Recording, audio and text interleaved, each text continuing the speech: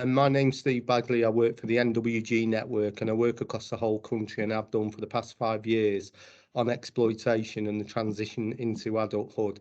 I'm here today with Karen. Karen, would you like to introduce yourself? Hi, I'm Karen Wright. I'm Senior Manager for Safeguarding Adults for Northumberland County Council. Thanks, Karen. And we're here today to talk about Northumberland's response to transitional safeguarding.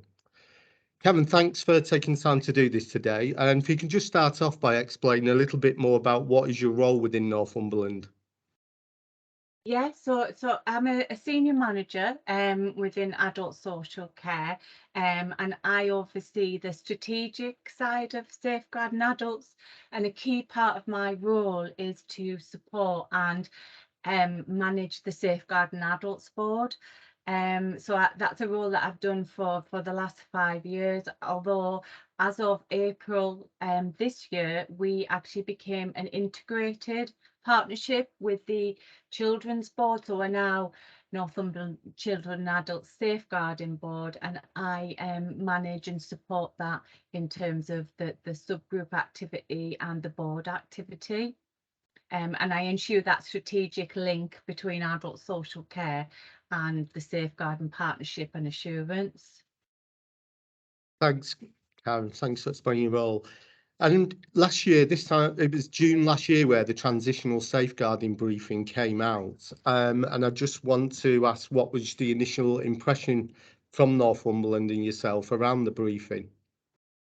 I think we really welcomed the briefing because it helped drive some of the work that we'd already made a start on. So the previous year we'd invited you to come along to our Safeguarding Adults Board and speak about the principles of transitional safeguarding, and that really helped to drive the work. So from that point, that transitional safeguarding became a priority for the Safeguarding Adults Board, and the work plan commenced. So the briefing actually just consolidated that work, but obviously provided us with a lot of models of good practice. And really just supported the case for change, which was the case that we were making in Northumberland. And I think what was key to that is that, you know, we took that to the board, and one of the key things I think that we've that's worked well in Northumberland is that we have that strategic buy-in, we have that Safeguarding Adults Board buy-in, senior managers within adult social care are aware and have accepted the case for change and are helping drive that work. But that briefing was really important. We then produced some guides in relation to that, some PowerPoint presentations, a 7-minute guide, and also a briefing for adult social care and children's social care staff. So we were absolutely sure that the key messages from that briefing did reach staff. Thanks, Karen, and thanks for saying how well the briefing was received in Northumberland. And you've already mentioned some of the work that's taken place in Northumberland around transitional safeguarding. Is there anything else you want to add to what Northumberland is currently doing? Yeah, I would really like to kind of highlight some of the work we've done. So what I would describe the case in Northumberland as I guess as we've referred to in terms of transitional safeguarding, it's a journey. It's something that we've started. We have by no means kind of achieved everything that we want to do, but we've taken those initial steps and we've started the journey. So the case for change for us came from obviously the national agenda, but also from some local learning reviews, which were telling us that we needed to change the culture and kind of our understanding of that transitional safeguarding period. So that initially drove the work. We were really fortunate. We've got a really strong foundation in Northumberland because we have an adolescent service which is set up to work across that kind of into adulthood. So there's a 14+ team, there's an 18+ team. There's also drug and alcohol service within that service overall. There are links with probation and housing.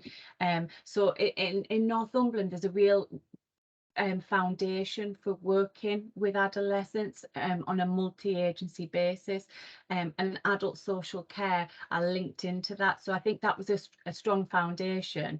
And also at the time we started the work, there was already a transitional policy and panel being developed between adult social care and children's social care, which identifies young people at a very early age who may require adult social care support or may actually require a different pathway or signposting, but identifying that really early and being really clear kind of what that pathway is for the young person. So that was the foundation that we were working on, and then from there we attended a regional event, I think in 2021, and we came away with a work plan from that.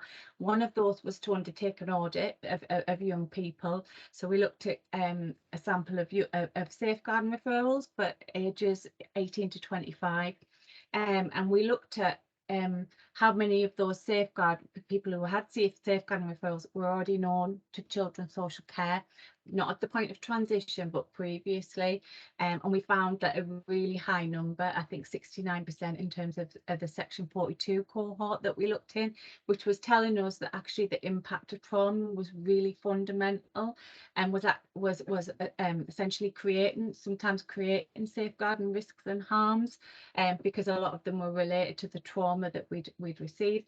The other part of the work plan was to develop a transitional protocol, which we did, and I looked around at the country at good practice models. Obviously, I sought some input from yourself, and we launched that in 2021, and we've recently reviewed that in this year, and that's something that we're looking to embed. We've built on existing training. We have a lot of joint training with children's social care around child to parent violence and abuse, exploitation training, which we actually call vulnerability not age training, because it goes across the life course. Also adversity awareness, that's a joint training program. But we built on that by developing some transitional safeguarding workshops, which were initially targeted at adult social care and children's social care, but we've now widened that out to other agencies, because we absolutely appreciate that young people face the multiple of cliff edges across a number of agencies.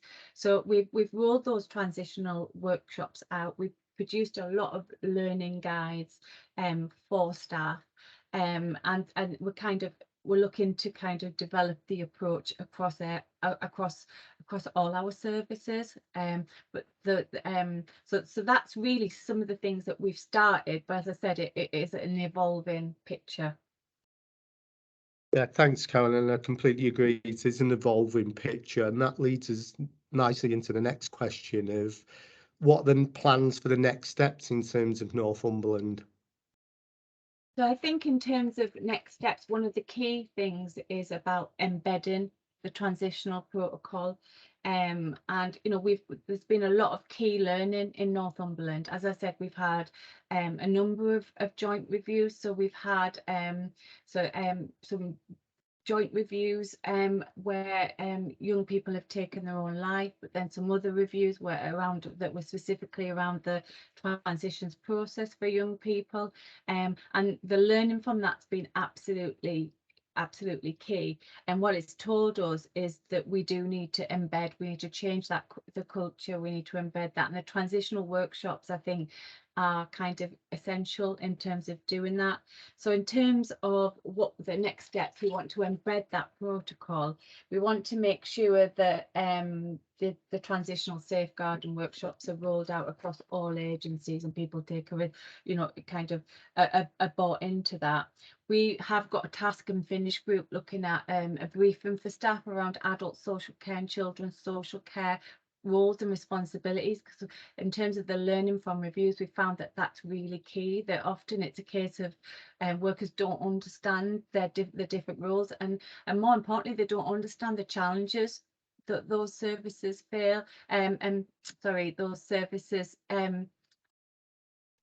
face on a daily basis. So it's really important that we do understand each other's roles. We have had a review in Northumberland about a young man who took his own life, and that's been very recent. And what we did find in that, we did find some learning, but it was more about embedding the things that we've already started. What we were really pleased to see is some really good work and good practice that's been identified. So some of the themes from that review were obviously around transitions and understanding the impact of adversity. But the other part of that is that there was some really good practice that was identified on an individual staff basis, but also agency basis. And we wanted to highlight that. So rather than focus on some of the areas that we could improve, we are undertaking some appreciative inquiry workshops with staff to look at the good practice that we've seen, and the good outcomes that you know, there are references within the report to trauma-informed approaches, to tenacious and persistent approaches around not closing cases due to non-engagement. So there's a lot of things that we really want to build on from that review, and so we are going to undertake some appreciative inquiry workshops to highlight that good practice, and so that staff can learn from what went well, which it's been really positive. Well, thanks, Karen. You'll be pleased to know there's just one more question, but just listening to you there on the many points, 2 or 3 are really welcome that we see across the country. One is that pivotal understanding across children and adult partnerships that's needed. And obviously what you've mentioned a couple of times is it's an opportunity to review and look at culture within safeguarding that we sometimes can miss out as we look for protocols, structures and policies. So it's really encouraging to hear that as well within the reviews, that you're capturing some of the things that the things that work well as the things that didn't work so well. But it's really important that we're capturing the things that work well and sharing that with staff so we can build on that too and looking at that strengths-based approach. But Karen, last question for the podcast, and this is about what advice would you give to others who are looking or starting to implement transitional safeguarding from the experiences in Northumberland so far? I think there are some key things. I think what I would say is go back to, you know, what I talked about before, that recognizing it's a journey. It's going to take some time. It needs embedding, and actually to take small steps. Rather than kind of try to solve everything at the same time. It's key to set out the case for change very early on. And what's absolutely crucial is that you have strategic buy-in from the board, from senior managers within adults and children's social care, because unless you have that, you're not going to be able to drive that work forward. And, you know, to be able to, for staff to be able to spend the time doing this work well, senior managers from adult social care and children's social care need to be bought into that and understand why you know, that cases need to remain open, or there has to be that early planning across children's and adult social care. So I think that's absolutely crucial. But as I said, take small steps. We came away from that regional event knowing that we needed to do something, but actually not knowing where to start.